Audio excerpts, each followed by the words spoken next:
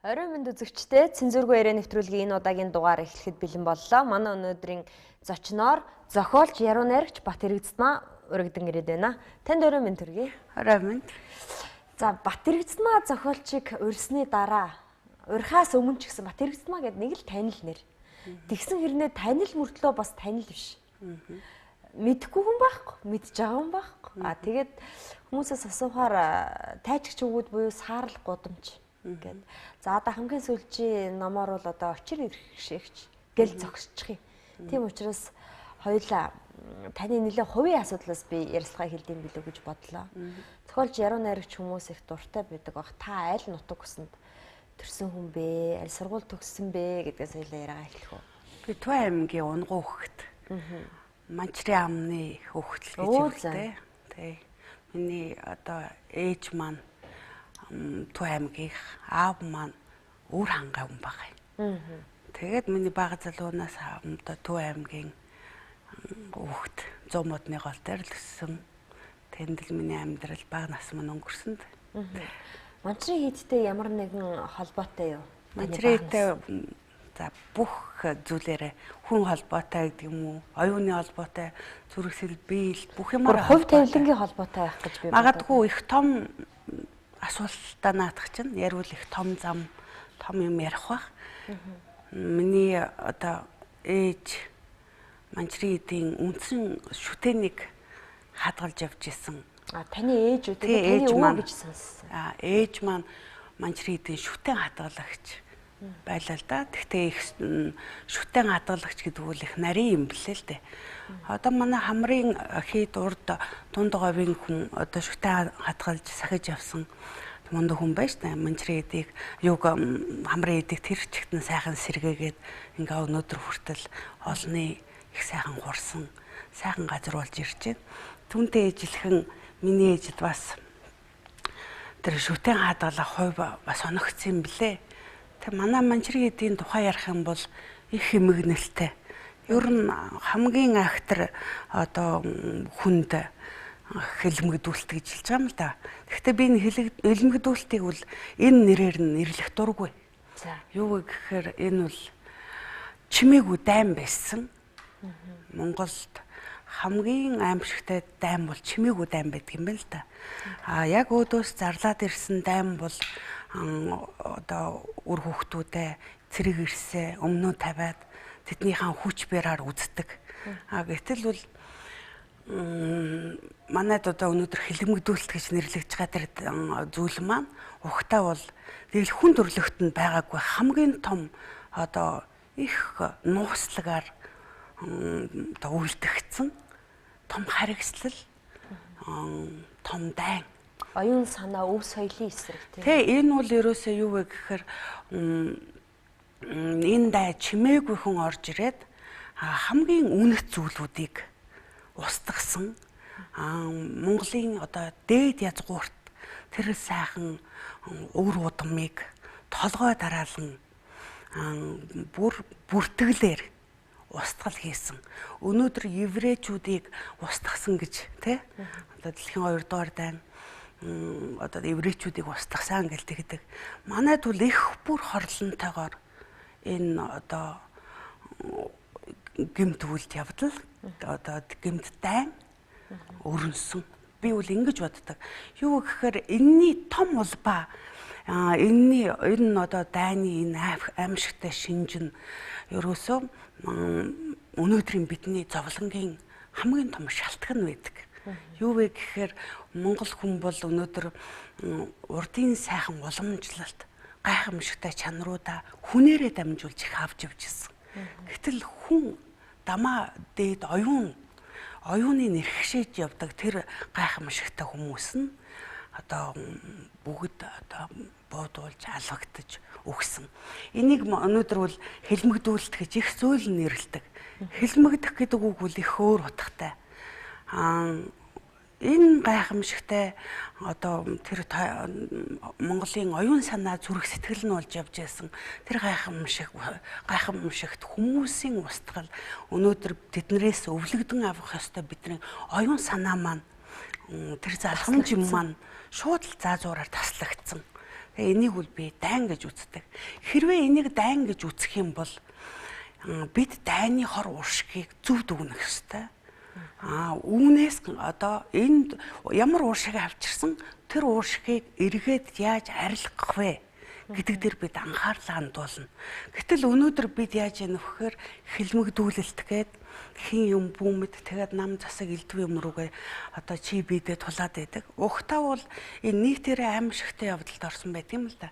Миний зохиол дээр бол одоо жишээ нь Чав алсан гуйн тухай, очир эрхчигч номон дээр Чав алсан гуйн тухай маш том одоо үйл явдлынх нь ерөнхий дүргэнд явагддаг. Тэгээд энийг би яагаад ярьж байна вэ гэхээр манчрихийтэй мань холбоотой. Манчрихийд бол маш их одоо оюуны үнэх зүйлүүдэд алдсан газар. Миний удам судар дотор лам хувраг, толгой ламнар байсан. Тэд маань алагдсан. Өнөөдөр манчир утгах Цэрэндорж гэдэг хүний урууд мань гэж нутагтаа бид нэрлэгдэж явдаг. Их сонин хачирхалтай нь юу вэ гэхээр миний одоо эмээ өвөө хоёр хоёулаа Цэрэндоржоор овголдог. Тэр утгатын ховг байхгүй юу? Ээж талаасаа юу эцэг талаасаа? Ээж талаасаа ээжийн маань аав нь гомбгээд хойд эцэг нь гомб гэж нэрлэгдэг те гомб гэдэг хүн. Өөрийнх нь эцэг нь бол хард орж гэдэг нэг тааж хүний хүүхэд намдаг гэдэг хүний хүүхдэлтэй миний ээж. Миний ээж болохоор яг утгатынхнаар бас л овглогддог хүн. Тэгээ ийм хоёр хоёулаа цэрэнд очиор овглогддог нь ямар учиртай юм бэ гэхээр энэ нь бол тэр утгатынхан энэ овгийн айлынхан гэж нэрлэгдэж явдаг. Тэгээд энэ талаар ярих юм бол маш том түүх байдаг л та. Тэгээ манчрихийдийн өнөөдрийн одоо сэрж ядж байгаа орон гэж би боддог. Тухайн цагтаа бол одоо номын орон бодтойгоор эргэжсэн. За энэчнээс хамгийн үнэт зүйл болсон одоо ганжуур данжуураа энэчнээс авч үлдсэн л те. Одоо Чав алсан гэдэг бол ухтаа бол чай гэдэг номыг сахигч. Тухайн үед хотогт дээдсүүд маань холыг хардаг байж л те. Бүр урд хойно юу болохоо төрүүлж мэддэг. Тэгээд Цэрэндорж хотогт маань одоо цаазаар агуулсан хүн.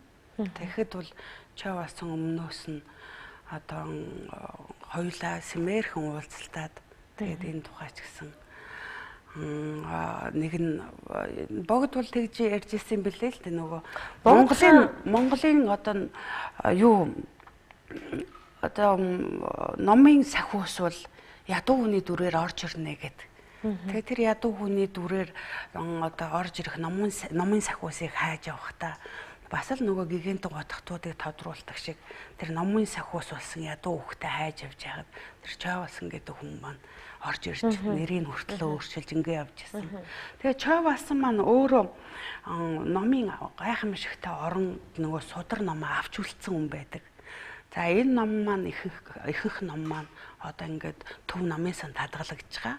Тэр төвд номын санд хадгалагдж байгаа ном бол угтаа манай манчрихийдийн одоо ном судрууд маань байдаг. Богдхан гаминд баривчлагдаад тэрний дараа одоо Брон өнгөрөө очиж суллаад манчрихийдэд нэг хэсэг их дундаг дулам дээр хоёрыг байлгасан гэдгийг шүү дээ. Тэр үед бол одоо таны ээж болон эмээ хамт байсан болов уу? За миний одоо эмээ эднэр бол байлгүй ахвтай. Тэгээд их гонигтай түүх ярьдаг юм аа.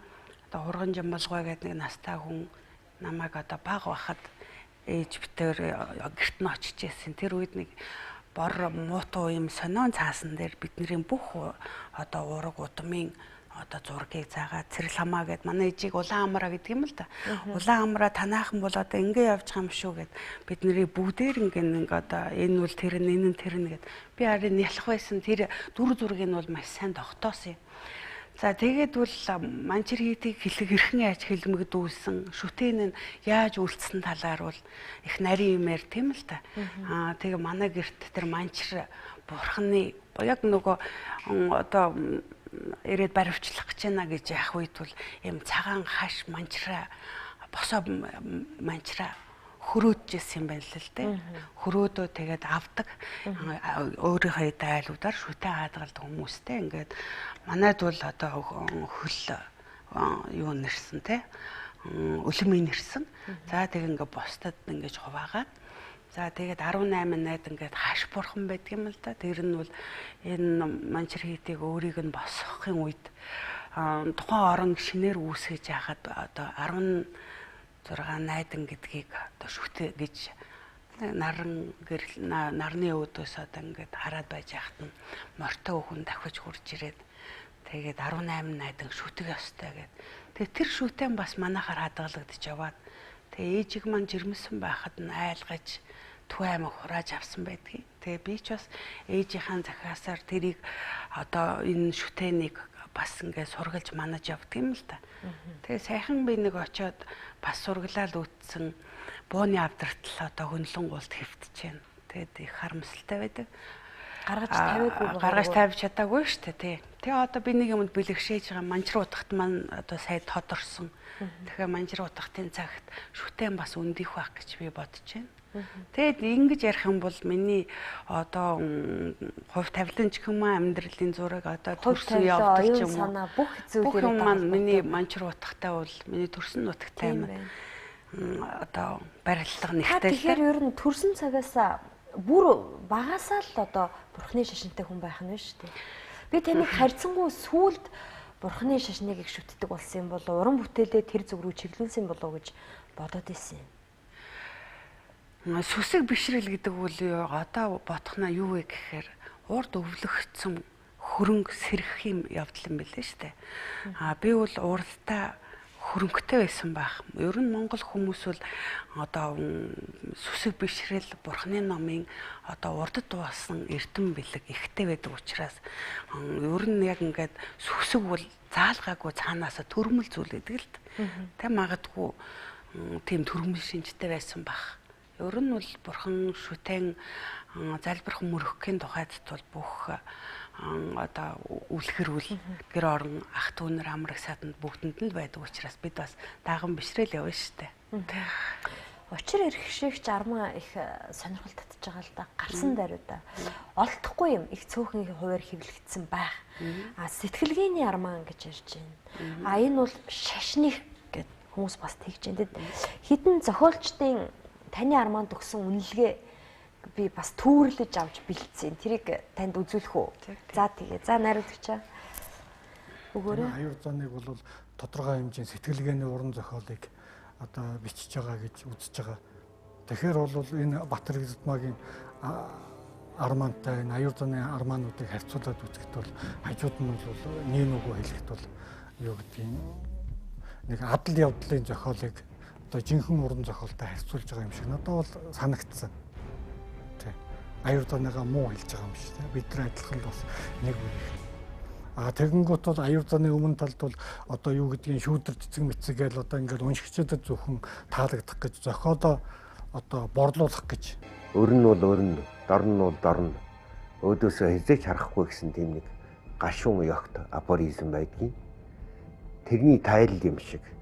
Одоо фантастаа гэж ярьдаг ургуулсан бодолтой тий асар их уран сэтгэмжийн дунд ингэж одоо юу гэдгийг үлгэрийн ертөнцөөр аялсан мэт.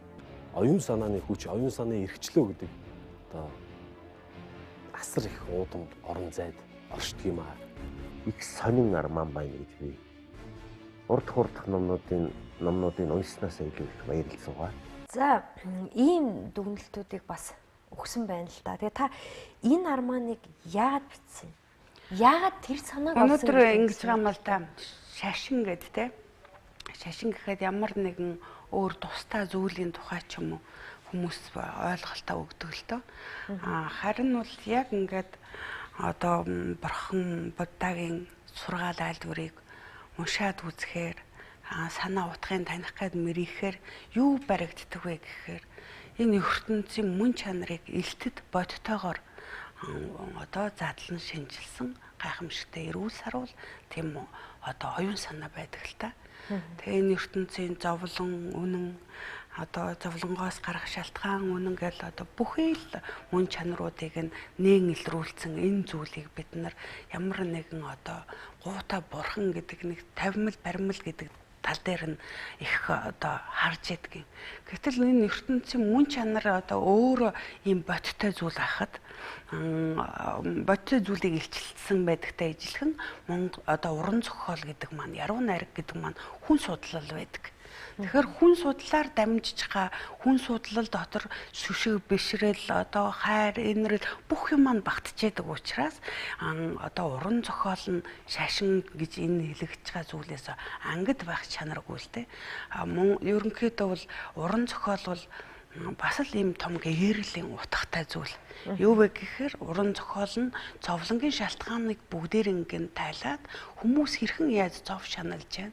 Түүнээсээ яаж гаргах зам байна.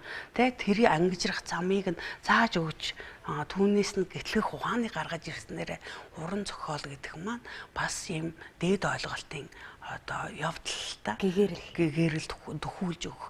Дэлхийн нийт хүн төрлөختний уран зохиолын одоо гайхамшигтай дээд ураа нь юу вэ гэхээр одоо тэр гэгэрэл рүү хөтлөх, сайн сайхан дуудах, үнэт гайхамшиг чанаруудыг одоо дээдэд барьсан, түүнийг лоозгон тунхагласан тийм л дуу хоолой байдаг. Энэ утгаараа уран зохиол маань тэр дээдийн чанартай их барилга нэгтэй зүйл. Энэ үдээр нь харах юм бол бурхны шашин бол ерөөсөө өөрөө энэ ертөнцийн мөн чанарыг дээд доод газаа огтрогоо ертөнд хувь хүн бие эрхтэн бурхны шашин бол ерөөсөө хүн судлал тийм үү? Хүн судлалтай гайхамшигтай хүн судлал бүр илтэд те. Тэр битгээл зүг зүн совин тэр нарийн чандын утга тэр нарийн гэрэл одоо юу байдгийг бүр одоо илтэд үзэхүйгээр тэр бэлэгтнүүдээр бүгдийн сайхан одоо айлцсан зүйл байдаг л та. Тэгээ ерөнхийдөө бол бурхны шашин маань бусад шашнуудаас юугаараа давуу өнөөдөр дэлхий өөрөө яагаад бурхны шашин руу орж ирж байна вэ гэхээр илтэд үнэнд нь одоо гүйцэгдэж эхэлж байгаа юм. Гүйцэгдэж ирээд одоо би саяхан Америк яваал одоо далаа багшийн номонд ингээл одоо ингээд нэлээд олон газруудаар ингээл явлаа л да. Гадаадынхан тамаа энэ одоо дээд одоо Холливуудын од гэх юм уу те бас тэр арай зиндаа өөр хүмүүс гэж ярьдаг юм уу тэгж хэлэхэд жоон тийм л да. Тэгээ тийм хүмүүс нь ихэнхдээ бурхны ном руугаа гүгээд орцсон. Их мундаг сүсгэн сэрцэн. За тэгээд ч ер нь Америк ер нь шинжлэх ухаанч гэсэн өөрөө нөгөө олон өндөр чадлын техникүүдийг зохиогоод тэн дээр гарч ирж байгаа нотлохоонууд нь аль хэдийн одоо хэдэн мянган жилийн өмнө элтэд тавьсан номтой өнөөдөр арай хийж нэрээ тийм байна гэдэг дээрээ хурж ирж байгаа зүйл л дээ. Тэгэхээр энэ бурхны шашин маань бас бусад шашныгаа бодох юм бол те одоо бүр их том голт чанартай түн байдаг. Бид нар ийм шашинтай оронд амьдраад энэ бидний өв соёл атлаа энийг ойлгохгүй. Одоо өнөөдөр манай нийгмийн бурхны шашинд бид нар толгоогоо ахуулсан хүмүүс шүү дээ. Бид нар язгуур удам өгслээ аимшигтайгаар нэг тастуулж үлдсэн хүмүүс. Бурхны авралаар үр хүүхдүүдийн зүрх сэтгэл дотор нь ахаад нэг бодиттой чанаруудаа бүтээх гэж явж байгаа тийм зовлон байна штэ. Өнөөдөр бол бидний зовлон бол өнөөдөр бие биенийг мэрж идэхээсээ илүү их хаана алдсан алдаа минь хаана байсан хаана биднийг хохироосон тэр хохирлыг бид хэрхэн нөхөх вэ гэдэг дээр одоо илүү их очих ёстой л доо. Өнөөдөр бол маш их маргаанууд их тэмцлүүд учраа олохгүй явдлууд маш их байдаг учраас энэний гол шалтгаан нь юу вэ гэхээр гол одоо нөгөө өвчнийг олвол ангаахын шалтгаан тодорно гэдэг шиг тэр үндсэн шалтгаан олохгүй да их зовлон үүдэж байгаа гэж боддгийг. Жишээ нь бид нар өнөөдөр сарай арчлынхан гэл те арчил маань ямар амжилт гаргасан. Үнэхээр амжилт гаргасан. Гэхдээ би нэг их сонин үлгэр сонссон л доо. Тэг нэг өвгөн ингээд энэ их богинох үлгэр би ярьчих. Нөх ач хүүдээ ингээд үлгэр ярьдаг байна л ч те. Тэгээ тэр нэг мангасын тухай үлгэр. Нэг ядарсан хүн одоо ингээд явж гаад нэг хошуу хүрээд ирж л те. Тэгээ өсөж цангаад өвчих гээд хэцүү болоод Тэгээд хушуу ноёныхоо соол унд гуйх гэсэн чинь тэр хүмүүс нь бас хоол унданд харан байх юм гин. Тэгээд нэг айлаар нь орсон чинь хушуу ноёных байх юм гин. Хушуу ноён яаж ийнө гэхээр хушуу ноён дүннээ илжилтэй би одоо турж үлбэрч өгөх гээд байна. Одоо надаа нэг ингээд хоол өгөөч. Тэгэх юм бол би таны юу хийсний чинь хийя гэ. Тэгээ хушуу ноён хилжилгэн л те. За тэгвэл би чамайг нэг тэжээ. За чамд нэг л зүйлийг одоо би дараа нь одоо хүснэ. Ингээд тэгсэн байгаа. Тэгээ нөгөөх нь одоо үлбэрч өгөх гэж байгаа юм чи за би энийг чинь биелүүлнэ л гэж хэлсэн. Тэгээ тэр яасан бэ гэхээр нутагт нэг мангас бий болчоод тэр голын усыг тэр жигтэн ингээд ерөөсөө хаагаад амтэн хүмүүс ерөөсөө түвээгээ дилдэхгүй байж гин. Тэгээ яасан бэ гэхээр тэр нутаг руу одоо нутгийн олон сайхан эрчүүд яваад үхээд ээж гин. Тэгээ мангас нөгөө хоол олж идэхийн төлөө одоо юугаач ихгүй баг хоолоо идэж аим орох гээд байгаа амтэн чинь тэгэл заа гэж хэлээл тэгээ хоолын сайхан идчихэл тэгээ нөгөөд юуг нь ноёны хэлсэн нь тэр мангас дарах ажил болдго юм байгаа ч тэгээ мангасыг дарахаар нөгөө голлын зүг явж идэгэн явж байхдаа бодож гин л те би одоо цадчаад энэ одоо хаа байсан хүмүүсийн хойноос те би одоо юу хийж ингээ явах гээд байна энэ тэрэ гэж бодоод тэгээ ингээд зүхтчихийгээд хоолыг нийцсэн тэгээ одоо миний араас ч явахгүй байна. Би ингээд зүхтчихий гэсэн чинь нүднийх нь үзүүрт мангас харагдах юм гин. Тэгээ за энэ аимшигтай сүртэй амьтнаас чинь би одоо яаж дийлэх вэ гэж зүхтэж гин. Зүхтэж явжсэн чинь арднаас та үнэхээр уугчаад ирэнгүүт өмнө нэг юм бүндгэр цагаан чулуу байж гин төлгийн баг зэргийн чулуу. Тэгээ өнөөхийг аваад хоошоогоо сандраа шидсэн чинь нөгөө мангас угчиж гинэ. Тэг гайхаад ийм хямдхан амтан байсан юм уу. За тэгвэл би нэг ингээд ерөөсөө цаашаа явах уу буцах уу гэ. Ерөөсөө бид нутагт очиж би ер нь одоо баатар дайсны дарсан баатар бай. Талыг авна. Тий ер нь бол би одоо дайсны дарсан юм чинь би ер нь баатарын алдар нэрэн дээр суугаад би одоо ингээд тэнд гавьяага үүхтэй сайхан хоол идэд явж болох юм байна гэд буцаад хошуу руу явах гэжсэн чинь яг нүднийх нь үзүүрт нь зэгтэй их авдар савтай алт харагдчих гинэ. Гэхдээ нэг сайхан алтыг чинь би одоо ингээд авалгүй явна гэдэг чинь юу гэсэн үг вэ гэл. Тэгэл хөрвүүгүй л өнөөх маань мангас болоод товирчиж гин л те. Тэгээ ач хүү үлгэр ингээд дуусчлаа гэдэг хүү асуудаг юм л те. Өвөө дахиад үлгэр яриач гэхээр нөгөө мангас юунаас болсон гэл асуудаг юм. Тэгээ үгүй юу гэж хүүгээ бодож байгаа л өөрөөсөө тэр алтанд хүрээгүй бол мангас болохгүй байжээ гэж. Тэгээ манай өнөөдрийн энийг би яагаад урт үлгэр биш л дээ. Энийг би ярих нь юу вэ гэхээр өнөөдөр манай арчлалын гайхал одоо сайхан үнэт чанар бол дайсны дарсан л та мангасаа дарсан. Гэтэл одоо хувь хүмүүс маань тэр баатарлаг сайхан гавьяа байгуулсан одоо ах нар маань мангас болчоод байна л та. Тэр нь юу гэхээр юм одоо шунал гэдэг их аюултай зүйл шүү дээ. Өнөөдөр бид нар амжилт гаргасан. Эрх чөлөөг олсон. Өнөөдөр бид эрх чөлөөг олсон. Одоо бид нэр шүтэх бишрэх одоо хамгийн сайхан гадаадын дайсан элтэд алга, дотоодын дайсан элтэд алга. Өнөөдөр бидний ганцхан том дайсан бол бидний одоо тэр бэлэг ухаан байхгүйгээс болж байгаа дайсдаг нь бол маань байгаа хгүй. Тэгээ яаж нөхөр 25 жилийн хугацаанд ер нь оюун ухаан мэдлэг боловсрал руу шүтэх бүх сэтгэлээ хог дээр гаргаа хайчихсан юм шиг. Тэгэхээр яах вэ гэхээр иш оноллын асуудал байгаа юм л та энэ дээр үл юу вэ гэхээр арчлал маань ерөнхийдөө яг бариад явах нөгөө гол махбод нь биш юм байгаа юм. Миний харуул арчлал бол тэр гол модны салаа хэлбэрүүд. Гол хэлбэр нь юу вэ гэхээр бидний за ер нь бол богд хааны үед бол тэр хос ёсны онол гэж нэг агуу зүйл байж л те. Өнөөдрийн бидний дайсан бол одоо мунхаг одоо энэ цовлон хямрал энэ ядуурл руу түлхээд байгаа ганц дайсан маань юу вэ гэхээр ерөөсөө л юу юм байгаа юм. Энэ шунал байгаа юм. Одоо атаат сэтгэл байгаа юм. Одоо атаат сэтгэлээс олж би нэг их барьцаж авч тавьдаг. За нөгөөх нь юу гэхээр нөгөө уур хилэн байгаа юм. Тэгээ энэ гурван гэдэг маань бидний мөнхгүй харанхуйд оруулчаад бид өнөөдөр алт эрдэнэсээ одоо олзолчоод өнөөдөр бид нэр өрөнд ороо сууж байна те.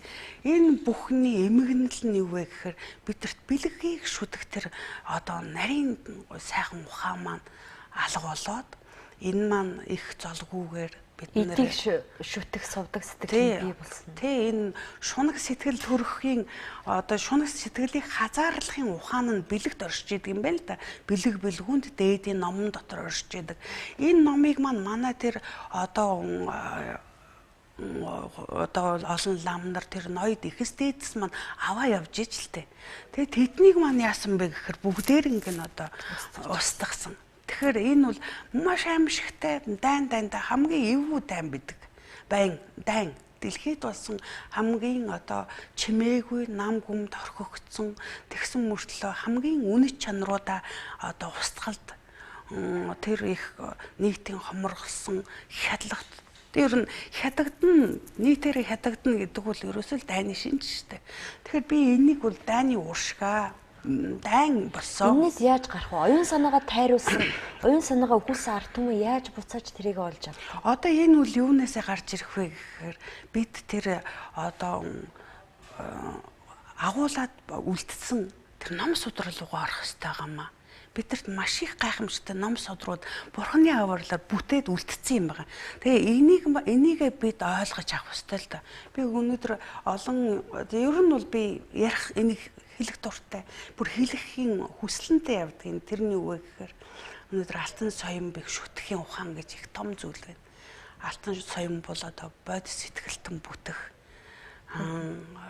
тийм гайхамшигтай утгыг агуулсан соём бол та дүрлэлтэй дүрс. Өнөөдөр дэлхийд бурхны юм уу бод сэтгэлтэн бүтгийн ухааныг одоо туг тарцаг болгож одоо дээдтэй залжгаа тийм одоо ус үндэстэн байхгүй. Монгол хүний заяа гэдэг бол үнэхээр гайхамшигтай, эглэхүү. Тэгэхээр энэ нь бол юу гэхээр монголчууд маань урд нь тэр гайхамшигтай гэгээрэлт бодтойгоор орж исэн тийм арт түмэн нийтээр их сайхан гэгэрчсэн. За энийг нь бол хүмүүс юугаар ярьдаг вэ гэхээр тэр үед одоо чи чам машин тэр за тэгэл зарим нь бөөсөндөө баригдсан ингэцэнд ороо байхад нь орс ах нар хурж ирэл авраа бидтэй л гэж ярьдаг. Гэтэл биш үү? Оюун ухаан тэр би хэл сэтгэл ариусж явж байгаа тохиолдолд тэр эдийг шүтэх явдал бол хаягддаг юм байна л да. Одоо бидэрт бол бүр эсрэгээрээ те өнөөдөр гадаадхаа илүү их хичээж хөрөнгөө илүү их бариад тэг яаж яах нөхөр миний түрүүний ярьдаг үлгэрээр бол жишээ нь би ахыгаа мангас болгохыг хүсэхгүй байгаа хгүй. Тэр байдлаас нь гарахыг энэ яагаад гэхээр миний ах тэр нутгийг иргэдвэл нэг хүүгээ явуулсан л байгаа штэ. Хүүн очиод тэнд баатар гавья байгуулсан. Гэхдээ л хорлогдсон. Тийм учраас өнөөдөр бол Монголын амьдралын тэр одоо ядуу зүдүү байдал, хямрал, эмх зэгцээ олохгүй байгаа энэ бүхий л утга бол өөрөө юу вэ гэхээр тэр одоо мөнхийн шалтгаан болсон 3 хорыг тасдах бэлэг бэлгүүний эрдэнэ их чухаг. Энээс л болж гим үүсдэг. Бүхий л гим маань монголчууд яагаад атаа сэтгэлтэй байгаа юм, атаага яагаад дарч чадахгүй байгаа юм, яагаад бие биендээ уурж бухимдаад байгаа юм. Юугүй үсэрч очиод одоо ингээл янз бүрийн жагсаал цуглаанаар айлгаал ингээл те. Одоо ингээд энэ бол бас заримдаа бол хит их уур бас эвгүй юм руу түлхэн л те. Тэгэхээр уурыг төрүүлэх, уурыг хазаарлах, уурыг нь үүсгэх янз бүрийн шалтгаанууд ялангуяа Монгол охид бүсгүйчүүд маань их балмад танхай болж байгаа юм шиг надад санагддаг байхгүй. Одоо жишээ нь олон нийтийн одоо мэдээллийн сүлжийг жишээ нь Twitter, Facebook гэдэг одоо их амар боллоо шүү дээ. Хүн байгаа газраас олон нийтийн байгаа гудамжинд гарч үлддэг. Тэнд өөрийнхөө үзэл бодлыг илэрхийлж болдог. Гэхдээ тэрийг их балмад танхаа бусдыг доромжлох маягаар ингэдэг. Ялангуяа тэр эмэгтэй хүмүүстээр бол эмэгтэй хүний бүсгүй хүний авир юм байна гэдэг бол үнэхээр бид энэ бүсгүйчүүдийг ч юм уу энэ өнөөдөр нийгмийн амьдрал энэ хүмүүсийн оюун санааны дороотлыг бол би одоо юу гэж хардаг вэ гэхээр шүмжилж харахаасаа илүү ихээр энэ одоо алдаа завхарлын уур уршиг шалтгаан нь өөрөө юу вэ гэдгийг илүү их харж тэрэнд нь одоо тэр шалтгааныг нь олсон хүн яаж одоо энд нь тус дэмийг үзүүлэх вэ гэдэг дээр л илүү их бодтой. Таны зүгээс үзүүлэх тус дэм очир эрхшигч армаа мөн үү? За би жишээ нь Яруу найргийнхаа номыг Тэгсэн. би дэлхийд нэр өглөө асуу дээрээ гэдэг Яруу найргийн номоо гаргасан. Ариун сэтгэлийн орон авралт дээр хийн нутаг гэдэг. Энэ нь юу вэ гэхээр одоо хүн судлал энэ дэлхийн ертөнцийн макро микро төвшөнд нь ингээд судлаа явж байхад өрөөсөө энэ дэлхийн ертөнц маань умаан гаралтай, тэг их язгууртай, тийм ариун дагшин онгон им сайхан энд ирсэн төрсөн нь сэтгэл сүнснийхэн хүч чадлыг дээшлүүлэхийн төлөөдөд одоо явж яадаг төрөл тутам төрөл ахын хүслэн гагуулж явж яадаг ийм актер нарийн утгатай дэлхийн ертөнц юм бэлээ гэдгийг одоо би мэдэрсэн л те. Тэгээд үг бол өөрөө их нарийн амьдлаг чанартай. Тэгээд дэлхийн ертөнцийн амьд одоо мөн чанарыг дуугаргасан нэр ус бол их ховор байдаг юм байна л да. Тэгээд нэр гэдэг маань их үг бол өөрөө их амьдлаг нарийн долгион те шитэд зүйл л те. Тэгээд энэ нь дээд чанараа утгын одоо сэтгэлийн гайхамшигтай чанар хөдлөлийг үүсгэх юм бол тэр ямар ч гайхамшигыг одоо хүчийг үзүүлж чаддаг зүйл. Тэгээ би бол Яруу найргаар юу гэж энэ бүхнийг илэрхийлж бодсон бэ гэхээр өнөөдөр бид энэ ариун дагшин нандин чанарыг нь олж харах юм бол өнөөдөр дэлхийн одоо байгаль энэ Монгол нутгийнхаа газар шороо руу гараа хийгээд дүрхгүй. Энэ үгийг би ганцхан монголчуудаа ч хэлж байгаа юм биш те.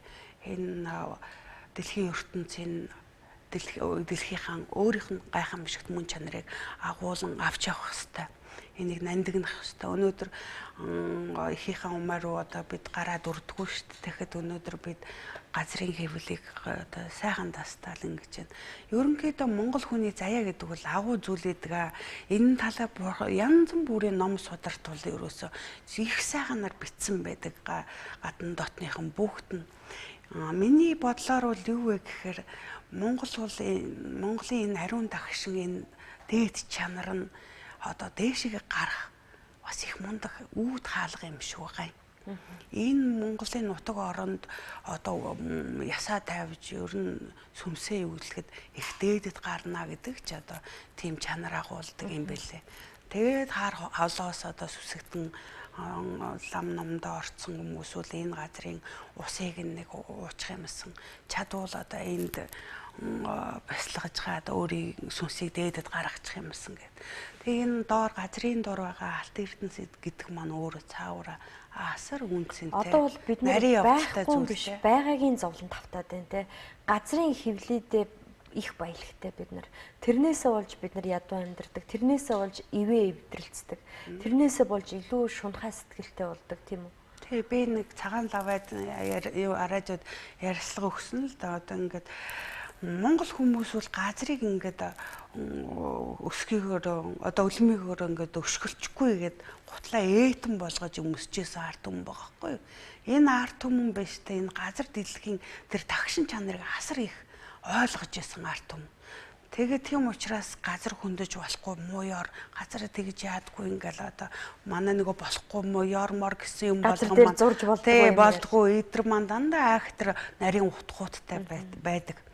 Тэгээ энэ нарийн мөн чанаруудаа байнга одоо ингээд сургаад номлоод явах тэр одоо ухаан маань алга болчоод бид нар одоо хүний нэг амьдралын 100 жилийн хугацаа аштай одоо бид нар тэр актер хэлмэг тэр юунаас хойших хугацааг тооцох юм бол 100 гаруй жил л шүү дээ.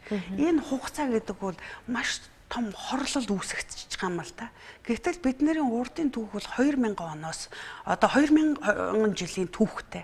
Тэр түүхээсээ ахуулаад ирсэн нь ёстой тэр байгаль дэлхийн гайхамшиг чанарыг үргэлж биширч дагна тэнцээс суралцаж авц өгүүлцгийн ухаан гаргаж чадчихсан тийм арт түмэн. Тэгээ энүүхэн богинохон ганц хүний насны амьдралын явдал дээр энэ одоо онгон дагшин газараа элтэд сүрж элтэд хүмүүсийн маань бодол сэтгүү ингэж өөрчлөгдөж. Одоо та хоёрыг ингэж ярихаар энэ нь бол одоо популистууд байна. За тэгээд яг хэвдээ ер нь бол биш те эд баялагийг авч дээшээ гардггүй л те. Манай их хаатын том би 5 хаатын зохиол бүтээлийг хийж олон хоногоор ингээд зүтгэж явж байхад юу харагддаг вэ гэхээр Монгол хаадын лидер философи нь штэ. Хүнийг өөд татаж хөх тэнгэрт хүргэмүү гэсэн лидер философи байдаг. Хүний юу өөдө гардаг вэ гэхээр сүнс сэтгэл өөдө гардаг болохоос эд хөрөнгө бол гардаггүй л дээ. Тэгэхээр Монголын хаадын тэр дээд онол нь одоо иш онол нь бол ийм өндөр дээд зэрэглэлт байсан учраас тэнд маш том одоо улс орныг өөдөн татах, аль зүгээс нь өөдөн татах вэ гэдэг бэлэг ухаан байсан. За тэгээд залгамж холбоонч гэсэн бас одоо алтан соёмбоо хэрхэн шүтэж явах уу, тэр шүтэнээр дагаж бэлэгүүн өөрөө юу байх вэ гэд. Өнөөдөр бидний арчлалын өнцөг маань одоо энэ тал дээр алах. За баярлалаа. Хоёлаа хэдхэн минутын рекламны дараа эргээд ярилцлага үргэлжлүүлээ. Уучлаарай.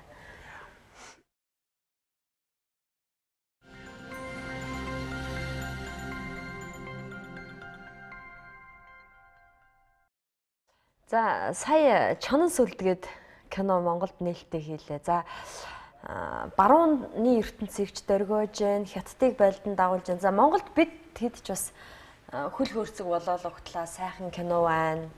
Гайхамшигтай гэд би ч гэсэн тэгж бодсон хүмүүсийн нэг. Гэтэл та нэг өдөр фэйсбүүк дээр ингэж бичжээ. Өргөө гэрийн адаг тасархаа оромжтой Монгол, өөрийн мэдлээ барсан заяаны адаг Монгол, тэнгэрийн амтнд хөөгдөд мориноосоо унаж үгсэн Монгол, дэвчишгүйгээр няллах бэлтрэг сүулдэж шидэж алах Монгол их гэд ингээд та нэлээ хүчтэй шүүмжилж. Яагаад тэгж хэлэх болов та? Ер нь зохиолч хүмүүс бие биенийхээ ураг тархийг түргэн уншдаг л да. Энд зохиолч ямар өнцгөөс юу бичвэ гэж те. Найруулагчийг бас мэдрэнэ, зүрхийг мэдрэнэ. Ер нь илүү их зүрхийг мэдрээд ямар утгаас юу төрдөг вэ гэдгийг хүн одоо мэс засалч хүн мэс засалчаа ойлгодог штэ. Зохиолч хүн зохиолчоо ойлгоно. Сайн муу байсан ч хамаагүй. Тэгэхээр би энэ зүрхний угаас гарсан уу, юунаас нь гарсан бүтээл юм бэ гэдэг тэр мэрэгжлийн хүмүүсийн бүтээлийг хардаг л тэр өнцгөөс харахад би айс. Маш их айс. Энэ бол их гонигтай. Би бол өөрөө сүсэг ихтэй хүн. Тэгээд сүсэг маань зүүн совын ёр үлэгт итгэдэг та.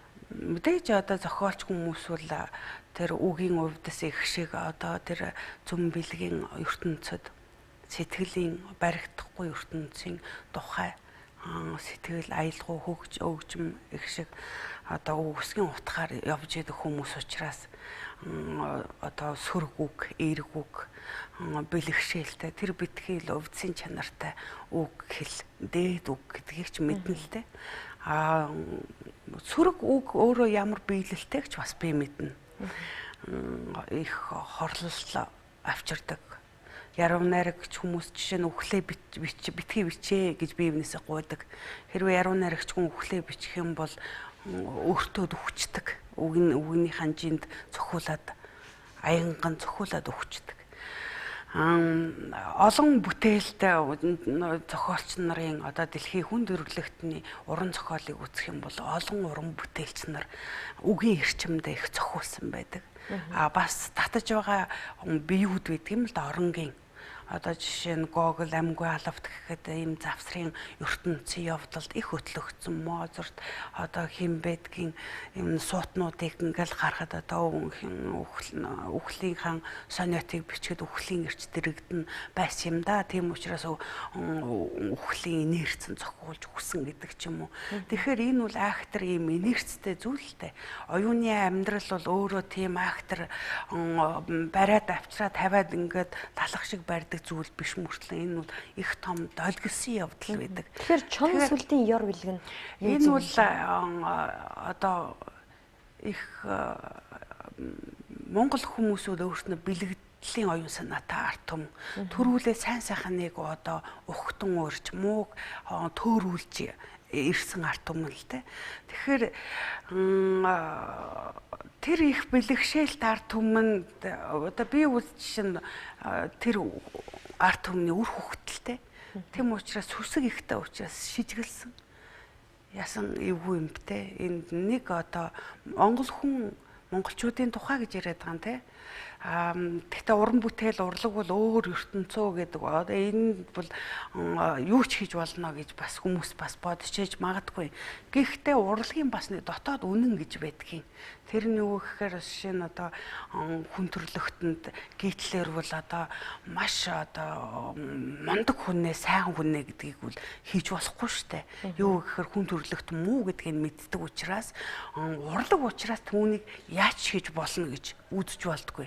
Урлагийн дотоод үнэн гэж байдаг. Урлаг үнэн байх Тэ хэрэгтэй. урлагт дотоод үнэн гэж бас бий. Бас харь гаригийн одоо хөлөг онгоцны тухай ч юм уу сансрын дайны тухай хийж болдог. Гэхдээ энэ нь хитээцэн үннээс авцсан зүйл байдаг учраас энэ зөвшөөрөгдөх зүйл байдаг. Тэгэхээр юу гэж би маш их хэмжүүлсэн бэ гэхээр ёр бэлгэдлийн тэр аяс нь ясаа актер долгос миний зүрхэнд буува гэж. Миний зүрх өвдсөн. Яагаад гэвэл би өөрөө тэр нандин сайхнуудад тэр гайхамшигт оюун санааных нь энэ Монголын арт түмний заяа буй одоо тэр бэлгэдлийн оюун санаа, тэр дээдийн ухаан, урдын түүх энэ бүхэнд нь дэндүү бишрэлтэй болсон. Одоо би бүхний чонон сүлд өгүүлсгсэн. Үгүй хавдаа тэгээд тэдүүл одоо тэр нарийн ширийн бэлгэдлийн оюун санааг нь хэр таних барьж байгаа юм. Тийм ч хүмүүс биш л те. Гэхдээ би нэг их сонин юм би чонон сүлдэгээл хүмүүсийг ярьж явах үед би тэр номыг ерөнхийн нэг 50% нь уншсан. Тэгээ сүлдээ уйдчихлээ л те. Тэрэн дээр болохоор их сайхан нөгөө зохиолчийнх нь шинэ ахуйд орж ирсэн те. Тариачин нүүдлийн ертөнцид орж ирэхээрээ тэдний одоо амьдралын янз бүрийн дүр зургууд, үнэт чанаруудыг их сайхан бодтойгоор харж байгаа их сайхан бичлэгээр эхэлж явж байдаг юм. Тэгээ тэрийг нэлээд сайхан мэрж уншаад сүүл рүүгээ за тэгээ ер нь мэддэг тийм ахуй юм хүмүүс маань байсан учраас бас зохиогчийн одоо илэрхий том бодтой оюун санаанууд бол энд нэг их үзэгдэхгүй байхаар тэгээ орхигдсон. Гэтэл саяны кино биш үү? Би түрүүхэн энэ нэвтрүүлгийг чинь өмнөх нь би ярьж байсан зохиолч хүн бол одоо урдгад зохиол маань гээрэлд хөтөлчээдэг зам мөр байдаг л да. Энэ нь бол илүү их одоо бодит чанартай. Энэ нь бол энэрэнгүй үүсээр сайн сайхны үүснээс одоо бүх төрөвл явж байгаа зүйлтэй. Тэгээ чонон сүлтийг харахад бол би яс их хүүтэн хийгээвэ. Одоо би бол тэр наадлын дүр зураг мөрөгт бол нэг их сэтгэл хөдлөхгүй хүн л дээ. Ягаад гэхээр үргэлж тархинд маань янз бүрийн төсөөллийн оюун санаа үргэлж буцалж яадаг болохоор тэр чон миний зохиол дээр маш олон одоо чонтэй би бүр чоныг дэндүү монгол хүн яаж бичдэг вэ? Би тэрийг битсэн хийсэн. Тэдэн шиг биш. Тийм учраас юу гэж бодож байна вэ гэхээр өвнөц сайхан зүйлээ өмөөрхийн сэтгэл бас байдаг юм аа. Тэгээ өнөөдөр биш үү? Миний зохиол бүтээлийг уншаад бас харьцуулан дүгнэ. Тэгээд очир иргэшигч гэдэг арман их сонирхолтой. Тэр нуугчин дарагдсан ч юм уу сэтгэл гомдол төрүүлсэн тэр бүхний нөгөө талын мөн чанарууд одоо сүлтийг нь босгох юм бүхий л утга миний очир иргэшигчд ямар сайхан одоо бууж ирсэн юм дээ гэж би бас баярлсан л да. Хүлгийн зооноос үүрцэн гэж таны зохиол Тэнгэрийн ивэл нэртэй кино болсон юм байна. Тэгээ энийг надаас нэг зохиол 35 мм-ийн харьсан дээр бүтээгдсэн гинэ. Тийм. За тэгээд ер нь бол нэлээ олон уран бүтээлүүд хийсэн. Энэ хувь зээг та цаашаа яасныг мэдгүй. Би тэр мөрийг нэг сонирхоогүй штэ. Ерөнхийдөө зохиол нь 2009 онд энэ кино одоо Тэнгэрийн ивэл нэртэй кино маань Хятадын зах зээлд нийлүүлэгдэх зөвшөөрлийг одоо Хятадын коммунист намаас авсан байх юм. Би ястай энийг Бүүвэ Баатар гэдэг нэг залуу Хятадын зах зээл дээр зарагдаж болох анхны монгол кино болж Хятадын коммунист намаас зөвшөөрөл авсан анхны монгол кино болсон байна. Би надаас зөвхөн зохиолыг нь бичүүлсэн. Тэгээд цаашдынх нь уран бүтээл төр нь би хамтарч ажиллаагүй. Ягаад гэхээр би тэд нартэй санаа оноо таараагүй л дээ. Тэгээд би татаж авсан. тэр үтгийг миний одоо нэг морины тухай нэг хөөрхөн хүүхэлдэйн киногийн маань тэд нар мөнгөөр зохиогч ирэхээ авна гэдэг. Тэгээд би ийм бүдүүлэг алхам хүлэн зөвшөөрөхгүй гэд ерөөсөө тэр уран бүтээлчтэй харьцаагүй. Тэгээд тэр үед чинь би чамд хайртай Тэнгэрийн ивэл хоёулаа нээлттэй хийж яхад би Тэнгэрийн ивэл дээр нээлтэн дээр нь очиагүй. Уг нь бол зохиогч хүндэлж явж байгаа уран бүтээл бол цаанаас харсан тэнгэртэй юмаа дагаа явж идэг юм л да. Гэтэ энэ мэтийг бол тэд ойлгохын багцаанд ирээ. Одоо CCTV-д зарах гэж байгаа сурагтай байлээ. За би тэрийг сайн мэдэхгүй. Надад бол зохиолынх нь хэд 3 төгрөгийг нэг өгсөн. За тэгээд бол нэг их актер яагаагүй л те. Тэгээ би түрүүнийхээ яриаг танд бас дуусгач л да нэг юм өмнөг дутаа орхиод яах вэ? Би чонон сүлдэг гэдэг юм маань өөрөө монголчуудын язгуурын ухаанд бол энэ маш гайхамшигтай зүйл л дээ. Бүрт чон гоо маралт гэдгээс ахуулаад одоо тэр дээд гэрлэн дүрсэн биетэй одоо дээд хувилгаан чанаруудаас бутцагаан гэдэг хөвүүн төрс юм гээд бидний язгуурын тэр чанар бол за түүний домог болсон хэлбэр шүтлэхийн явдал гэдэг бол өөр асар гайхамшигтай зүйл. Өнөөдөр биш тэ сүнс сэтгэлгүй гэдгийн тухай ярих юм бол инээдтэй болсон цаг штэ. Гэтэл сүнс сэтгэл нь бодтой юм а гэдгийг өнөөдөр нийтээр яг хүн төрлөختөн хүлээн зөвшөөрч байгаа энэ тохиолдолд бид тэр сүн сэтгэлийн нарийн явдал нь өөрөө тэр нарийн эрчимд олгос эерүү бүхэн маань бидний цаашдын явдлын мөр дүр зураг байж энэ дэр бидний одоо шүтлэгийн тэр нарийн утга оршин л та. Тэгээ би бол нөгөө их сэжгэлсэн юм маань юу вэ гэхээр үгд олгосын эрчин дотор тэрэн дотор ингээд үүлээ бүтээж явдаг учраас таны шүүмжийг гарсны дараа хүмүүс ботсон. Би ч бас ботсон. Нэрээ бас энэ талаас нь харж болох л байсан байх шүү. Энэ талаас бас бодох л ёстой юм байна Монгол хүн гэж байна. Одоо энэ биш үү? Канон урлаг дотор биш үү? Канон урлаг төдийгүй урлагийн ерөн салбар дотор бид нар биш үү? Маш мундаг дархлаа хийх ёстой болсон цаг л та. Юу гэхээр оюуны төрөмгийллүүд одоо их дэлгэрсэн. Дэлхийн нийтэд оюуны төрөмгийл. Энэ нь юу вэ гэхээр ухаантай ард түмэн бол энээс гарах арга замуудыг маш хурдан олддог юм байна л та. Жишээ нь бол үнэт зүйлээ их бодтой авч үлддэг. Английн одоо жишээ нь бөгжний эзэн гэдэг канон хийхин тулд бүхэл бүтэн соёлын яам тэр канон зориулж яам байгуулж байгаа юм. Тэгээд энэ нь яаж ийм вэхээр тэр Английн нэр хүндийг Английн гайхамшигтай нандин чанаруудыг одоо би энд одоо магтан дуулах түүнийг дэлхийн хүн төрлөختөнд өнөөдөр аваачих. Өнөөдөр ингэснийхээ өвчээр өнөөдөр дэлхийн ертөнцийн бараг ихэнх нь англи хэлийг ярих хэрэгтэй болж байна гэдгийг утга байдаг шүү дээ. Бид өнөөдөр өөрийнхөө төрлөх хэлээр юм орчуулж чадахгүй. Гэтэл манай хаадаг үед бол нөгөө монгол хэлээр минь яриа гэдэг өмнөөс суулгаж ийсэн цаг байдаг. Тэгэхээр алив юмд одоо жишээ нь Америкийг ч гэсэн харъя. Америкийн кино урлаг бол бас л их бодлого барьж идэг.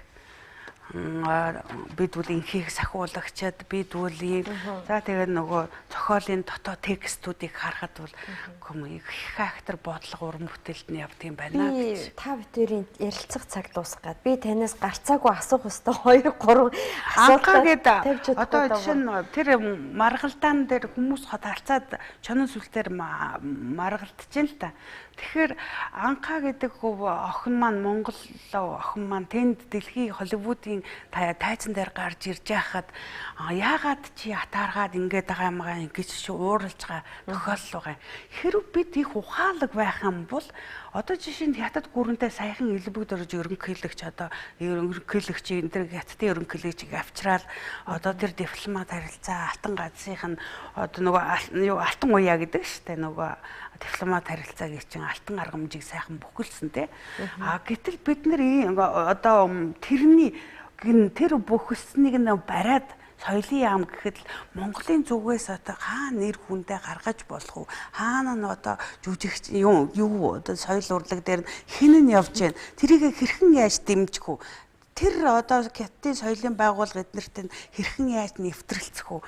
Юмаа яаж өөдөн дээш нь татах уу гэж бүхий л юмд гоё лакатар шиг нарийн сайхан харьцаад жүжигчнээ хүртэл өмгөөлөд аваад яваад түүгээрээ дамжаад Монголынхаа түүх соёл мөн чанарыг их эвтэйгэн тулгаад ингээд явах бол бололцоо. За хоёулаа чанар сүлтийг орхив. Таны их хаадын санаа гэд хөлгөн номны тухай асуухгүй өнгөрч юусоо болохгүй байна. Мөнх гүйг өгөөд хувлаа хааны тухай. 5 хаадын тухай. 5 хаадын тухай. Монголын 5 их хаад тийм. Энэ зохиол жүжиг болох уу? Эсвэл кино болох уу? За манайх биш штэ. Би бол хувьгүй хүн гэж боддог штэ. Тэгэд нэг юмн дээр жоохон онгорч л да. Ер нь заримдаа онгорох хэрэгтэй гэдэг юм бэл л дээ. Тэгэхгүй болохоор их гიშгч гээд идэг.